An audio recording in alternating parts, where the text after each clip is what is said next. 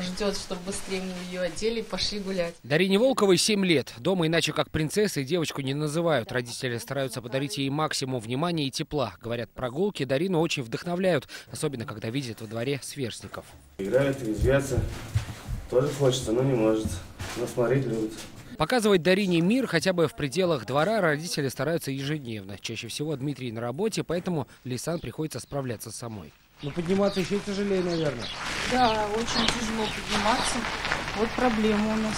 Каждая прогулка как тренировка по тяжелой атлетике, говорит Лейсан. Соседи это подтверждают. Каждый день с ней встречаюсь. Получается так, что они идут там гулять или на занятия куда-то. Я иду внучку встречать. Она бедненькая так мучается. Говорю, давай помочь. Она говорит, нет, ну что вы, вроде бы вы уж сами не молодые. Как выяснилось, с этой проблемой столкнулись не все жители этого двора. Этот пантус мы увидели в доме напротив, и надо сказать, что он единственный на всю округу. Почему вот именно вот в этом подъезде есть пантус, а в других нет? Я говорю, здесь инвалид есть, у нее ноги нету на втором этаже. А зачем снимаете? Текущий ремонт или средства собственников жилья. О своей проблеме Волковы, как и полагается, молчать не стали. Написали письмо в управляющую компанию «Уют-сервис». Там семью попросили собрать подписи жильцов. Большинство Волковых поддержали. Акт собрания отдали уже в жилищную компанию. Нам снова ответили письмом.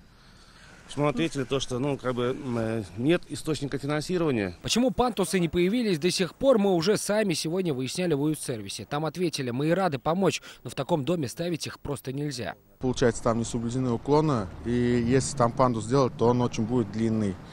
И если его делать просто без этих всех норм, то сами же инвалиды, не дай бог, поедут, споткнутся, упадут. Ответственность как бы на нас ложится, это уголовное дело. Кроме того, установить в этом доме пандусы не дадут и пожарные, говорят в компании. Конструкция занимает немало места, якобы будут нарушены противопожарные нормы. Теперь семья Волковых планирует обратиться в органы социальной защиты.